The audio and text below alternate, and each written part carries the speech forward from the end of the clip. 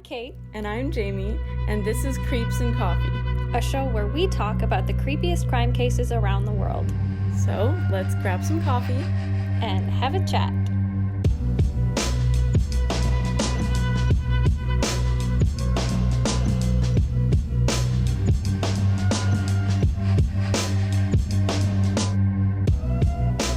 Hello. Hi. One day she's going to be happy when she's One day. How are you, James? I'm good. That's contrary to how it sounds. Yeah, I'm glad. I'm fine. Yeah. Okay. I'm great. Yeah. Thanks for asking. I was going to. You got there before me. How are you?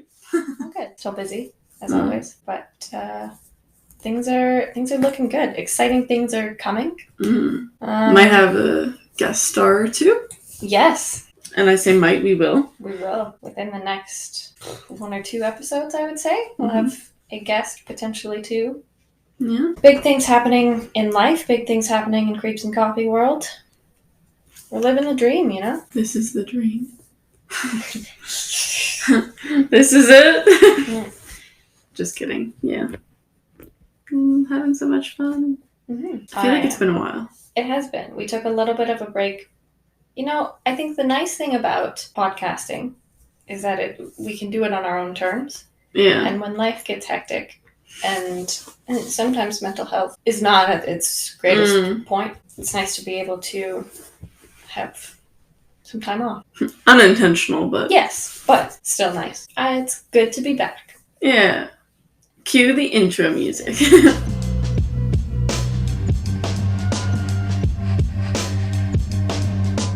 I'm Kate. And I'm Jane, and this is Creeps and Coffee. A show where we talk about the dark parts of the world around us.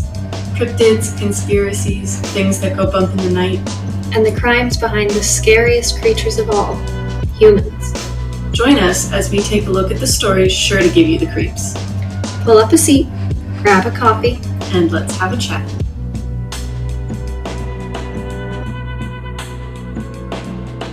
And hi. Hello.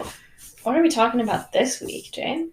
It's another weird one that I'm hoping nobody's heard of. We've got Cold War aliens. Yeah, you heard me correctly.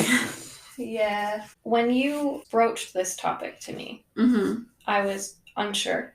Really? Yes. And then I was very intrigued. As you should. Because at first I was like, that's not real. What got me, and I've talked about this on the show before, what took me back about this topic was not the alien part. That I was fine with. The Cold War is just a baffling subject to me. Oh, okay. I know a fair amount about World War I. I think everybody at some point acquires knowledge about World War II. But the Cold War is something that I've never really looked into. It's just all very confusing. I didn't learn about it. I don't really know much, yeah. The only reason I know anything is because of Dyatlov Pass. And how are those related? Because it was in Russia during the time of the Soviet Union. I mean, to be honest, I don't know anything about the Cold War. It was in Russia. Okay, yeah. Do you want to give a history lesson? Yeah. Because I don't know. Yeah, okay. So, the Cold War, historians really disagree on exact years because it was over such a long time span and there wasn't like one signifying event that started it. There wasn't a trigger event. But it's generally the time period between 1947 and 1991. I did not know that. I've said that on the show before. I don't remember that. Yeah. I don't recall. Hearsay. So, in that time period, when the U.S. and the Soviet Union and their respective allies... And the Soviet Union is the government of Russia? It was? It was. But it was like... Communist? Yeah, the communist And union. Communists are... Just kidding. Just kidding. All right, folks, we might need to take a short break here. So the U.S. and the Soviet Union, their allies, basically developed an insane geopolitical tension as a result of opposing ideals. When you think of communist Russia, think of all... Where is Russia? I'm just kidding. Don't ask me that question. all of their ideals were very anti-Western, so anti-US, which, I mean, think about 1947. The US was prideful. Quite prideful, yeah, that's a really good word for it. The Soviet Union was very reserved, very closed, very by the books.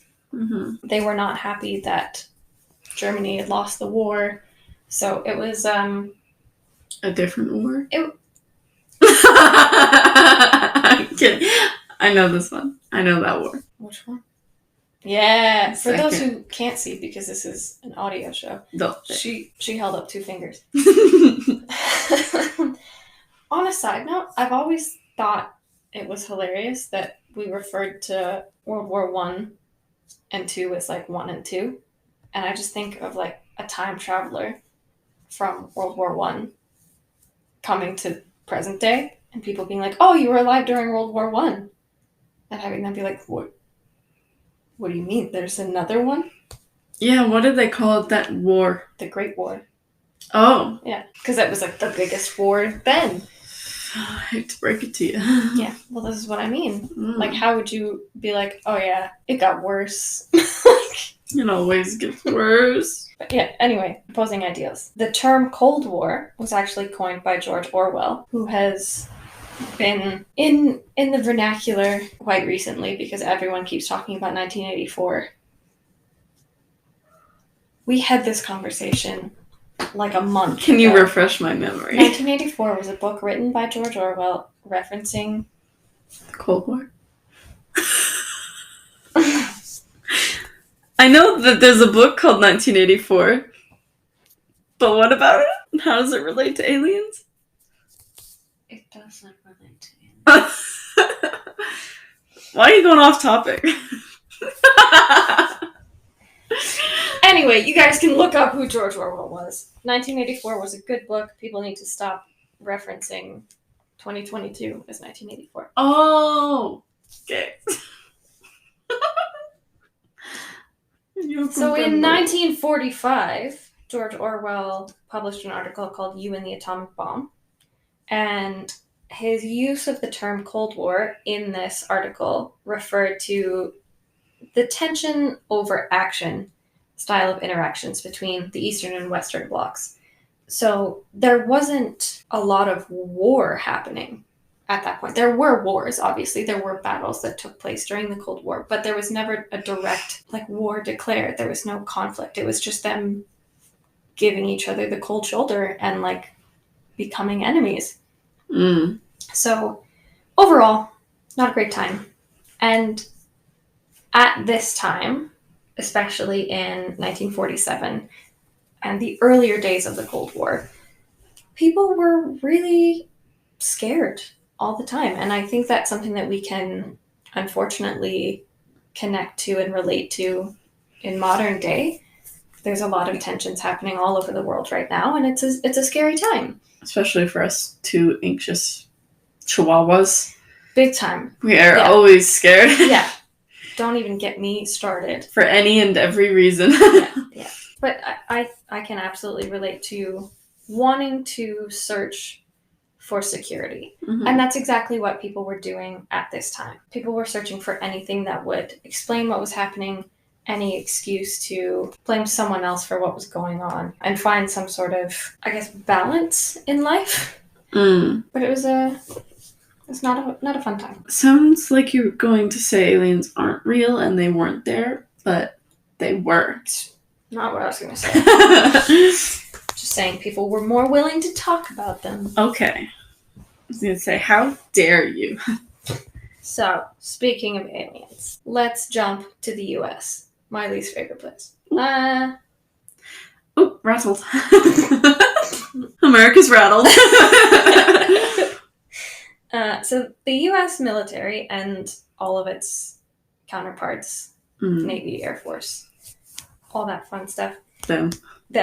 They've been investigating reports of strange aerial phenomena for almost 75 years. There's a lot happening.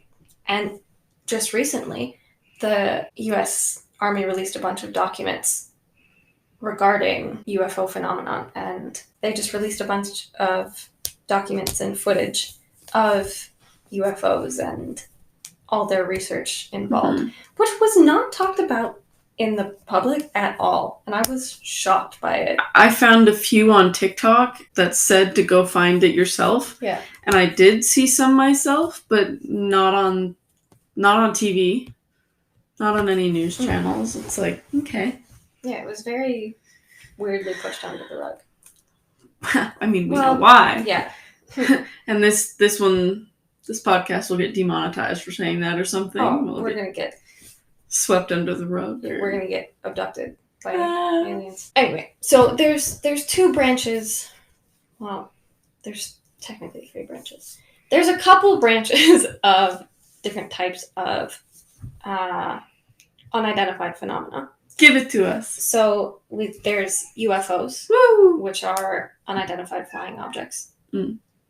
But they're more commonly referred to now as UAPs, which are unidentified aerial phenomena. That one sounds so cool. It does. It feels fun to say. Yeah. There's a UAP in the area. Because I think people took the term UFO and really turned it into like little green men in a flying saucer. But unidentified aerial phenomena isn't just them searching for extraterrestrial. It's broader. Yeah, it's enemy aircraft. It's drones. Drones are such a big thing these days. Yeah. It's weather balloons. Like, it's really anything that's in the sky. It doesn't have to be flying. It could be floating there. It could be hovering. Like, it's much more broad. There's also unidentified submergible objects, which are really interesting to talk about, which I'd love to do an episode on, because there's one specific event that I'm thinking of in Lake Baikal. Is it the bloop? No, it's not the bloop. In Lake Baikal in Russia. So, could tie in. Yeah. But we're going to focus on the sky for this point, because I feel like we've talked about the water a lot lately. We haven't done a specific episode on it. We just trash talk it so much. That's fair. Understanding UAPs as historically embedded in war and especially U.S. national security concerns explains why they're an object of investigation. So it's not, like I said, it's not just a matter of little green men that people are worried about. Specifically, the U.S. government is focused on unidentified aerial phenomena for security reasons, for safety reasons. They don't want people flying over military bases and taking information. They don't want secret projects being found out or information being stolen, not necessarily by enemies, but by people in general. They don't. That's a major risk to national security. So it's really important for these things to be objects of investigation. And it says a lot about why these investigations continue into modern day, why we have press releases like the one that was just released, and why sightings and witnesses are such pertinent parts of the story. So a lot of times you'll hear people not being believed, people being discredited. But when you hear from a military officer who claims to have seen a UAP, it's a completely different experience. Why are so many of these things classified? Why are these situations not told to the public? Why are these documents not released? Why are these people immediately discredited? Because there's something else going on, potentially. Media control. Aliens. Illuminati. But all of this stuff keeps, I'm going to move swiftly on that. All of this stuff keeps people engaged, right? It keeps people's attention. People want to hear crazy stories, whether they believe in aliens or not.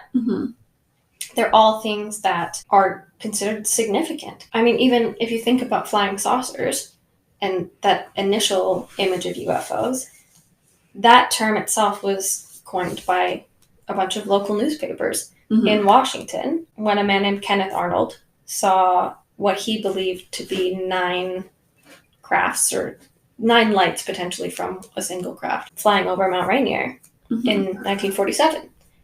So these things have been happening for a long time. This research has been happening for a long time. And U.S. military involvement with this question of what UFOs are, where do they come from, where did they go? Is it Cotton Eye Joe? Who knows? Yes, it is, actually. I asked him. Oh my God. But stuff like this isn't just a modern concept. a lot of it dates back specifically to the Cold War. Mm-hmm. So, summer of 1947, not only do we have... racism. Yes. We have inklings of the Cold War beginning. Oh, right. But we also have essentially the birth of modern UFO studies. We can... cue the Twilight sound music. I was going to say the Twilight Zone, but... both of them work. Sure. And I didn't mean Twilight like Bella and... yeah, no. I meant... Twilight Zone. Yeah. That one. Mm-hmm. We're going to get copyrighted. I don't think that was... that was discernible. There you go. Yeah, all of this started with the Cold War.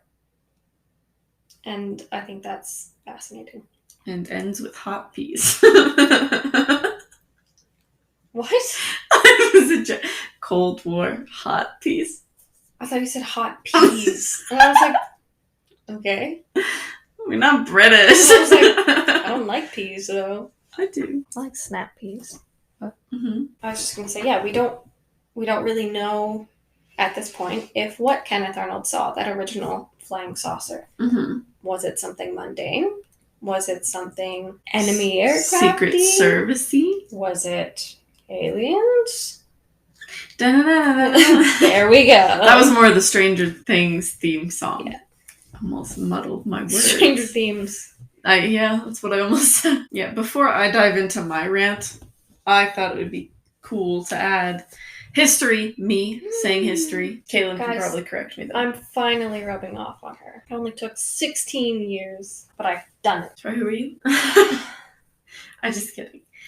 So in the early 20th century, there was still reports of UFOs, or the unidentified aerial phenomena, in Great Britain. And they were actually being caused by German Zeppelins, not Led Zeppelins, spying on the land in preparation for an invasion during World War I. So that was something that they saw unusually in the sky, and those were considered UFOs. And they had scares in the US, Britain, Canada, and South Africa. So yeah, I just thought that was cool because that's much farther back than 47? Mm-hmm. I mean, stuff like this obviously has been happening before the Cold War. I don't mean to say that. There's probably hieroglyphs in Egypt of aliens. Well, we all know how the pyramids were built, so... Yeah. That'll be a different episode. But no, I don't mean to say that the Cold War started U.S. investigation into UAPs. But the most significant advancements of it started at this point, which is why this is such a fascinating topic. Yeah, so I'm going to go into more detail about Arnold's experience. Please do. Kenneth Arnold. Kenny. Arnie. Ken. The UFO guy. That dude, yeah. Never trust a guy with two first names. I'm just kidding. Good old Kenny. So he was actually assisting in a search for a missing military transport plane. Not for... It's for a missing military transport plane. I thought it was multiple, sorry. Over the Cascade Mountains in Washington. The shit over there is so haunted, it's not even funny. I want to go bad. I see so much stuff about the Cascade Mountains. I want to trespass so bad over there. Nah. I do, I really do. Yeah, so while he was actually doing that, that's when he saw these 9 so-called discrete flying objects flying around the mountain peaks. And there's actually a couple different conflicting reports, but I'll explain that as I go. So he first is said to have described them as silvery or metallic, fast, and appearing to be intelligently controlled aliens. As thin as... No, just thin. As thin as thin. As thin as thin can be. You know, skinny. And nickel-plated, so again, metallic-y. Tailless and pie plate shaped. And they were objects with a convex triangular rear section. So that's why I'm like, that's a bit conflicting. It's tailless, but it has a triangular rear section. It's kind of like a tail is not. Like, I don't know. No, there's no, like, not like a tail of an airplane. Like a spike? Like, I don't know. Yeah, kind of like it comes to an end. Oh, okay. And there was other reports saying that they were bat-shaped. I don't know what that's supposed to mean. But I'm picturing a literal silver bat. I'm picturing shit that, like, Batman would buy, because he's dark and edgy. But, like, the wings and stuff, I don't believe that one necessarily, but he also said that the objects flew in an unusual fashion, and they also apparently flew like saucers skimming across water. Mm-hmm. Think when you're throwing rocks. I've never successfully done that. Really? Probably shocked. No. Yeah. We'll put it on the to-do list or something. One day. That and learn how to swim. One day. Yeah, he also estimated they were traveling at 1,200 miles per hour. What is that in kilometers? Going on a highway, you're doing what? At the most 120 if you're speeding? Yeah. He's going about 1,900 kilometers per hour. 1,931. So, my dad driving. Not Paul. But also, how can you... I was just going to say, how fast can we see something travel? But we can see up to 300,000, so we're good. Mm-hmm. I just thought, like, if it was going that fast, it'd be like, no. You guys can't see my arms waving frantically. No, but... I think the sound effect was... Yeah. But yeah, that's much faster than anything in that time could go. Probably even pretty fast for now. Cars can't go that fast. Okay, so most commercial aircraft typically fly at about 740 to 930 kilometers per hour. So this is even faster than that. Yeah. So that's quite fast. Yeah. All right. And honestly, he had a really accurate witness of this, which is why I think everyone took it so seriously. He dated, like, the day, the time, the hour, the weather. He was a professional. Yeah, and it's like, it's not some farmer being like, there's something ate my cow. You would think it was Wyatt. It flew.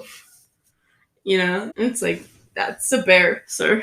Not to discredit them, we just don't. Why did he have to start with something like my cow? I don't know. That's something that happens on farms.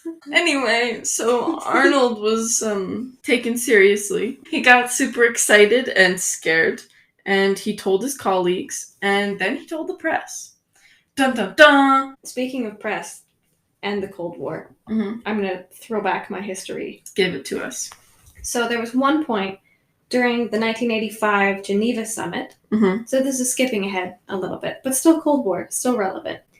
President Ronald Reagan and the premier of the Soviet Union, Mikhail Gorbachev, they took a break from their negotiations to take a walk. So the negotiations that were happening were basically to not mess with each other and to bring some semblance of peace between the Eastern and Western Blocs. So for them to interrupt the Geneva summit to take this walk was a big deal. The only people that knew what happened in that conversation during that walk were obviously them and their private interpreters, because Ronald Reagan could not speak Russian. Right. Gorbachev probably could speak English, but probably wouldn't have wanted to.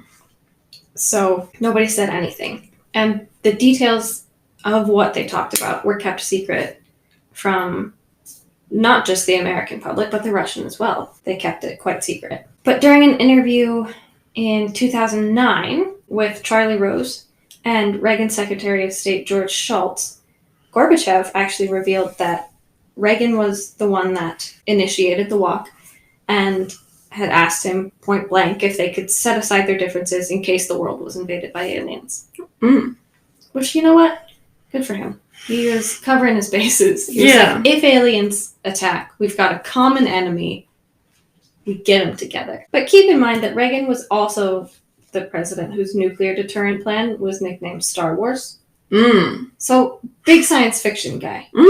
Really into aliens. Fair enough. And I would love to know, like, not a good guy, but I would love to have had the opportunity to sit down and be like, what do you think about aliens? Huh? He's dead. I would assume. Oh, he's deceased. He's not a good person, Jim. I just thought he was alive. No. Who am I thinking of? Who's the other bad president that was recent? Donald Trump. Before him. Reagan. No. I'm thinking of Clinton. No. Who's Clint Eastwood? No. Clinton. Who's the one, the hillbilly? George Bush? Bush. That's the one. That's who I was thinking. I I know he's not a hillbilly, but that's how I categorize them in my brain. Yeah. Reagan, Clinton, JFK. The hillbilly. Did you put Clinton before? I didn't do them in order. I was going to say, you know that... I'm doing them in order of what's coming first. Obama. Oh, and then there was Lincoln. Who was the first one? Lincoln. I don't know. Can you give me a hint? You gonna start with a J? Nope. Start with a K? Nope. Start with a T? Where's the capital? Washington. What was his first name? George. See, I said J, I meant T. To just sound. Guys, I'm serious. We have to take a break from recording. I'm not American. Listen, I don't need to know that. Anyway, what were you saying? Anyway, so you said Arnold told the press. Yes. The press kept it very hush-hush with things like this. Mm. So when people like Reagan and Gorbachev were to have conversations like this, the press could not find out. So it was always a big deal. But sorry, I derailed your train of thought there. It's fine, I have no thoughts. No thoughts, just aliens. Back to me blabbering about Arnold. He sort of inspired a series of so-called copycat sightings. It could be a copycat sightings, or maybe people were just finally brave enough to come out, or people were more willing to listen and report on that kind of thing. Right. Lots of things were at stake, and what reputable newspaper wanted to put out something that was going to get made fun of or taken down from the military or the government? Yeah. So at first the sightings were said to have been localized in the Pacific Northwest, but very quickly spread across all of the United States and then around the world. He could have inspired the nation, inspired the world, or people were just more willing to listen. Because also, people had a lot of issues, and they weren't resolved properly ever, so it's like, if someone were to come to you and say, I just saw 3 green men stealing my cow, you're probably not going to have a good outcome. You're not going to be like, alright, let's go get it back. Yeah, so maybe people were more they felt safer, because Arnold was believed. So why not me? All hearsay, but anyway. Yeah, the U.S. Air Force and the Army Air Forces took serious interest in these sightings, apparently. And they took down all the descriptions and sort of did a Venn diagram with them, had to relate them all, figure out, weed out the bad ones, the ones that are fake. And they were taking note of all things that were metallic, supposedly intelligently controlled, and aerial technology, the basics of what Kenneth was saying. Right. So the most common themes among the civilians after Arnold were seeing disc-shaped or saucer-shaped aircraft, hence the term flying saucer. And it was said that he also discussed this with fellow pilots, and they agreed with him. They said, hey, it's entirely possible, that could have been aliens, it could have been secret guided missiles, it could have been enemy missiles, and Kenneth was like, I don't know what they were. And you know what, can I just say, I think it's a significant thing that he was able to discuss that with other pilots and openly admit that he didn't know what they were, and that he was open to the possibility that they were something that he hadn't seen before and hadn't interacted with before. And also kudos to the pilots for not being like, you're crazy. Yeah, because it's a really common thing among stories like this where pilots see things. I'm even commercial aircraft pilots. There's a lot of modern stories of airline pilots seeing things or having things happen and going to tell a fellow pilot and having them say, oh no, we don't talk about stuff like that. Yeah. Just having it shut down.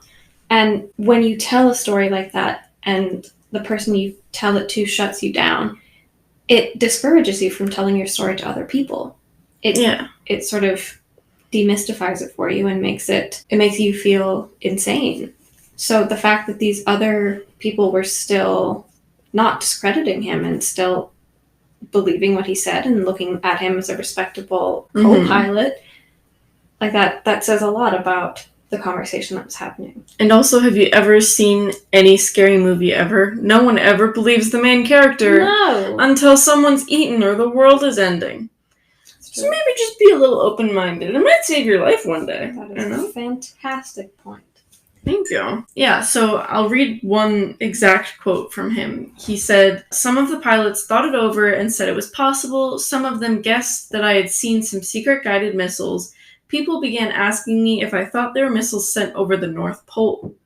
The North Pole! Just kidding. "I don't know what they were, but I know this. I saw them." I feel like that was powerful. It says a lot in a few words. Mm-hmm. He's confident he saw them. It wasn't a hallucination. It wasn't a dream. Whatever it was real. Yeah. And no governments have admitted to it yet or anything. However, a former Army Air Forces pilot who was operating dusting operations at the time named Sonny Robinson? Sonny? Anyway, Robinson said, "What you observed, I am convinced, is some type of jet or rocket-propelled ship that is in the process of being tested by our government, or even it could possibly be by some foreign government." Which, still don't like that. No, I think he's leaving it up to interpretation, but he's basically saying, oh, no, it's the Russians. And the idea of this mystery aircraft being tested by government or some foreign government isn't a foreign concept and wasn't a foreign concept at the time. So in the late 1930s, these mystery aircraft were reported pretty often, especially by American pilots or their allies. And there would be these strange objects, sometimes lights, sometimes like actual physical objects, ships, which would follow these aircrafts and sort of taunt the pilots. And these were called Foo Fighters, which is where the band gets their name, which was always like my favorite fun fact. Like, do you know why the Foo Fighters are called Foo Fighters? I don't even know what band that is. Dave Grohl? Okay, ask me about Screamo instead.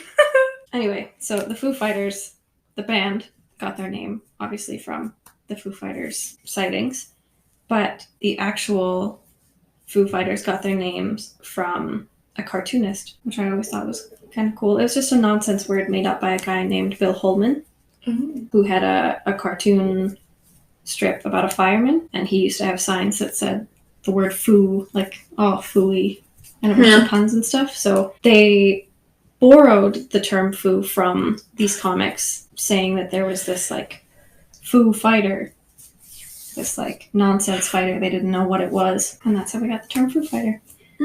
So that's pre and during World War II that Foo Fighters were a thing. After the war, there was a huge increase of ghost rocket sightings over Scandinavia. Obviously, again, sightings of these things in the sky only became more constant and more, I guess, widely reported as unidentified aerial phenomena and this, like, global thing in June of 1947 with the flying saucers. But this idea of UAPs being associated with governments and different wars, I guess, different battles, was not a new concept. You need to have your own little, like, Bill Nye segment for, like, history. Like a little theme song, and then you pop in with your history fact, and then do the woo woo, and then swap back. If someone would like to make us a sting of that, please. I would love that. Anyway, ghost rockets and Foo Fighters. Yeah. So, yeah, what I was saying was that one guy said, "Oh, that was probably just, you know, some jet or whatever, right?" Those were his exact words. Precisely. So when he said that publicly, a Washington, D.C. Army spokesman said, actually, no. Guided missiles like the V-2 rocket traveled too fast to have been responsible for those sightings. So like we were saying, yeah, there's... So everything they know about, too fast or too slow to have done it. Yeah, there's a huge discrepancy between the known technology, even enemy technologies that they were aware of, and anything that he could have seen. So apparently in secret, because it's the army, they were secretly worried. And so in July of 1947, Army Air Force intelligence officers Lieutenant Frank Brown and Captain William Davidson interviewed Arnold, and they were 100% convinced that I don't know why I slapped my thigh when I said that. They were convinced that he was an honest witness. They were like, this guy knows what he saw. Mm-hmm. We should maybe be taking this more seriously. I would like to do more research on Kenneth Arnold. Absolutely. And to see what the repercussions were. I wanted to do an episode solely on him, mm-hmm. but when I started doing research for Cold War aliens, I didn't realize he was such a big part of it. Mm. So he kind of just popped in here anyway. Well, I know so many stories of particularly U.S. Army officers mm-hmm. who are just completely shunned mm-hmm. after something like this, after being discovered to be a credible witness, like almost being bullied into not saying anything and having their lives torn apart. Yeah. So I hope for Ken's sake that that's not what happened. Mm-hmm. My milk bug, it's devastating. She's very stressed. I'd be interested to see what his life was like after this. Yeah. So the final thing I'll add with Arnold, the Arnold escapade, if you will, were that inquiries were made to see if the Soviets had developed a flying saucer or some sort of enemy aircraft, wait for it, using captured Nazi designs and scientists. The Nazi bell. And this drew a blank. So it was not proven by the U.S. that Soviets had captured Nazis' plans to make spaceships, unfortunately. However, that's a great clickbait article. Yeah, that's still in Antarctica. Of course they didn't. Yeah. Yeah, well, it's in the hole. Yeah. And, yeah, the U.S. said it wasn't any of their secret weapons either. Not that they would say. I was going to say, less inclined to believe them fully, but no Nazis. Sorry, guys. Apparently. It's less interesting now. Well, stuff like this really brought out a lot of debunkers, which is something that we can see a lot of today. People are quick to jump on things and debunk them, which isn't necessarily a bad thing. People should have a healthy amount of skepticism in them. Yeah. But debunkers were quick to latch on to the fact that the Soviets were claiming it wasn't them and that the US was claiming it wasn't them, and turned it into basic misperceptions, or a big thing was it being the product of Cold War hysteria. It was a lot of pressure put on the press and on the government to come across as honest and direct, which isn't necessarily a bad thing, but they were blaming this as propaganda. They were using it as propaganda towards the Soviet Union and vice versa to make tensions higher and put people more, I guess, in a state of more heightened anxiety, supposedly. Believers, on the other hand, were, like I said before, people are looking for security, they're looking for balance, they're looking for some semblance of explanation for what's going on. There's a lot of tension, and when there's tension, people are not happy. They're uneasy all the time.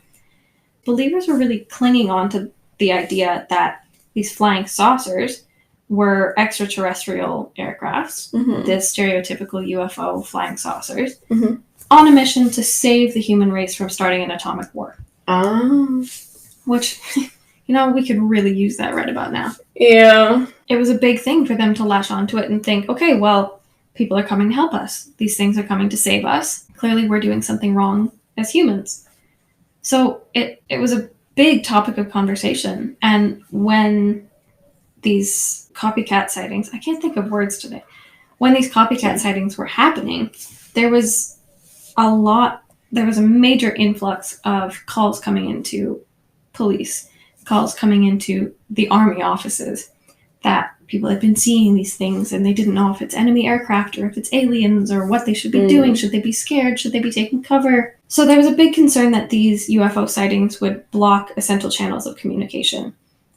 And there was a further concern that foreign enemies, be they Soviet or be they American, no matter where you were looking, would be used as a psychological weapon, making sure that people were always scared.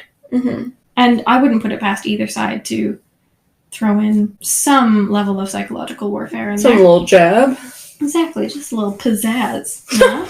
But the policy of the U.S. government really quickly turned to providing mundane explanations for sightings, or covering them up, just so that people would move on. They didn't want people to worry about it, which in theory I understand. But it really just fed into the outbreak of UFO hysteria. Because then they feel like the government's covering it up. Well, exactly. Why are you hiding it? Why are you hiding things? Why are you lying to us? Why are you coming up with these excuses if it's not something that we should be scared of? And, I mean, basic psychology would tell you that that's how that was going to turn out. But the U.S. government's not great with that. Yeah, these tactics really only made it seem that the U.S. and other governments were covering up the subject because they knew more about it than they were willing to say. Maybe they were in contact with the aliens. They were keeping crashed ships at Area 51. And this is where Area 51 really started, and they were recreating UFO technology and all of these crazy things, which is a lot. Clearly, that is something that has been embedded in culture, that fear and that hysteria towards the unknown, not just unknown flying objects, has made its way into especially Western societies. There's a lot of fear of the unknown. That's why I fear death. If anyone was wondering. But during the Cold War, this was sort of an easy distraction for people too, which was kind of, I don't want to say kind of good, but it was good and bad in its own respect, because it gave people an opportunity to distract themselves from the tensions, to distract themselves from the possibility that something negative was going to happen. I mean, it went from 1947 to 1991. That's nearly 50 years of constant anxiety. Oh, God. Yeah. So it's a lot of searching for explanations. And when there's a further fear created by it, not just by yourself, it's not just your own anxiety spiraling out of control, but it's the government covering things up, and it's the government... Exactly. You're spiraling out of control. And just like the Cold War spiraled, the people spiraled just as much, if not more. I'm just thinking about the Ukraine war. What if it goes on for 50 years? Then we're fucked. But this is a first-hand example of what they were feeling. But if we look at it from an outside perspective, if we look at it from a cynical historical perspective, which are my two favorite ways to look at things, cynically and historically, the subject of flying saucers in general offers a valuable insight into the impact of the Cold War on society. It's not just the Cold War that had an influence. Obviously it did. But there's so many little things that influenced how society interacted and how society has developed from this point. And as insane as it is, flying saucers and UFOs, UAPs, whatever you want to call them, played a significant role in that. And how the alien UFO conspiracy has developed, and how conspiracy itself has been brought into modern vernacular and really established into all of these crazy conspiracy theories and like a big topic of conversation. It's all influenced by the Cold War and the way that news was spread. So I'm going to jump into things here from my historical cynical perspective. Precisely. So the fact that Arnold's sighting took place in general and that it received the attention that it did isn't just a bloop in history. It wasn't just... You see what I did there? But it's not just a random event that happened. It was a significant part of Cold War history. It changed national security procedures because they were concerned that enemy aircraft was getting in, that something negative could happen. And even post-war, it was a big deal because it really influenced how the U.S. especially changed its security procedures. But even more than that, there were 3 specific characteristics of the tensions of 1947 and beyond that were really impacted and established because of this interaction. Tell us. First of all. Yes. The flying saucers of 1947. Balls. That is all. No further comment. These flying saucers and this development of the term that we all know so well today represented a scientific development that World War II had taken to the extreme.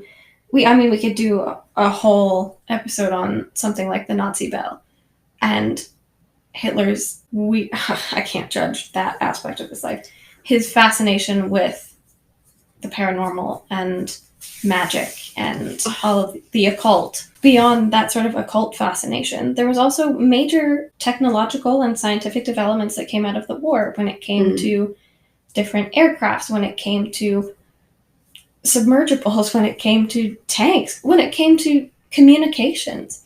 People needed fast interactions and news needed to spread, and it was a big deal. The progress in technology and science of warfare in World War II were endless. As shitty as it is, pain makes progress. Pain makes progress. Like, if the war hadn't happened, we wouldn't have medical advancements. We wouldn't have surveillance and sonar technologies. We wouldn't have weapons technologies. So the idea that this strange thing appeared in the sky following this means that these potentially deadly objects in the sky were a significant threat. So the US was much more vigilant about protecting and surveilling what was going on because they knew that atomic bombs existed. That was a thing that was developed. Yeah. That's very early. They knew that there were V-2 rocket attacks in London. There's all of these possibilities of what this could be. It could be an unknown weapon. And they didn't want to be... It could be God. It could be God. But they had to look into this as much as possible because these flying saucers could be the next step in bomber technology. It could be just something in the sky, but it could be something that changes the face of America as it was known. So had something like this happened or a sighting like this occurred pre-World War II, pre-Cold War, it's in all likelihood wouldn't have received as much attention. I mean, you don't hear a significant amount of stories before this time period of UFO interactions unless you dig deep. But because this happened at a time when the technoscientific developments were so significant, it made a really big impact on things going forward. But also, you have to look at 1947 as the start of the Cold War in general. So the start of all of this tension, the start of developments that would be furthered because of this situation. A lot of these American-Soviet relationships were destroyed because they used to be allies, but that relationship collapsed. Talking about war, and you're like... Sorry, I'm thinking about Ed Sheeran. Anyway, so... back to the Truman Doctrine of March 1947. Right, the Truman Doctrine of 1947.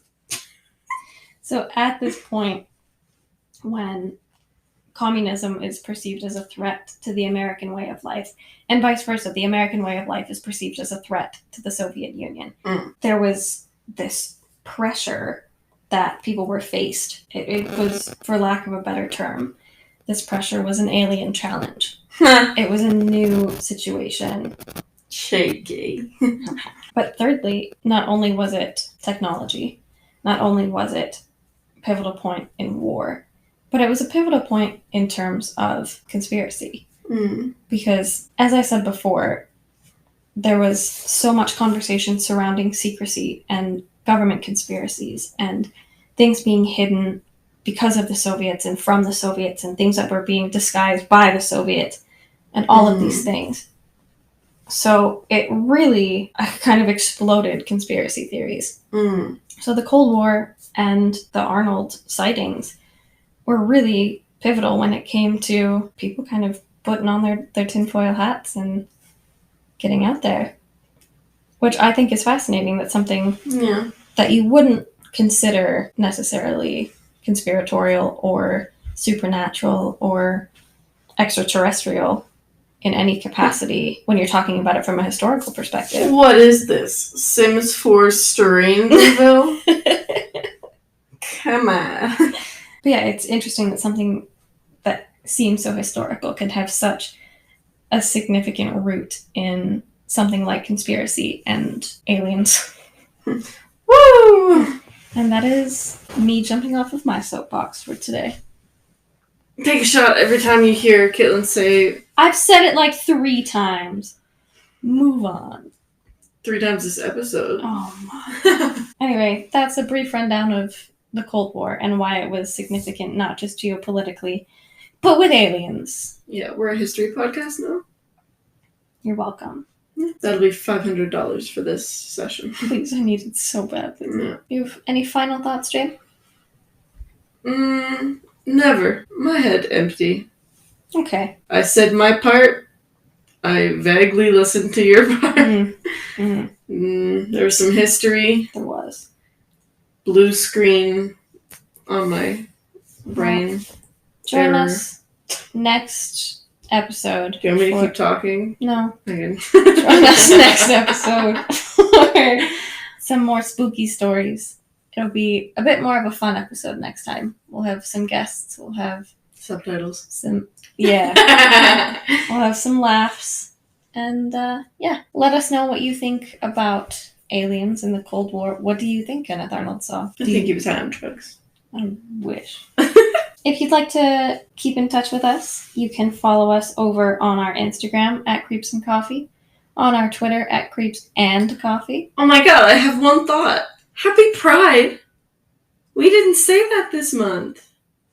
Happy Pride Month. It's July. Yeah. Sorry, we're slacking on that one. Yeah. Oh boy.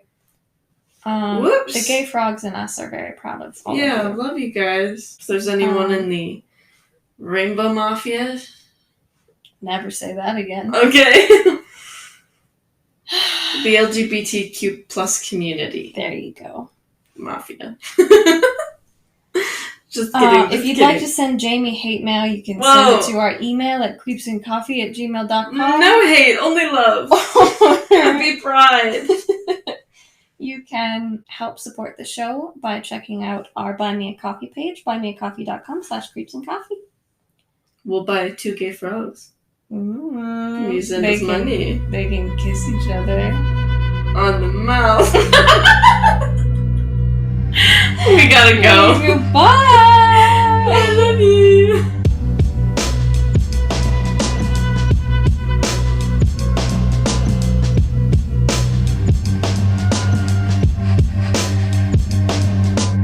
Creeps and Coffee is produced and edited by us, Kate and James. Our theme music is Stuck in a Hole by Dated. For more information on where to find them, check out the link in our show notes. And to connect with us, follow us on Instagram and Twitter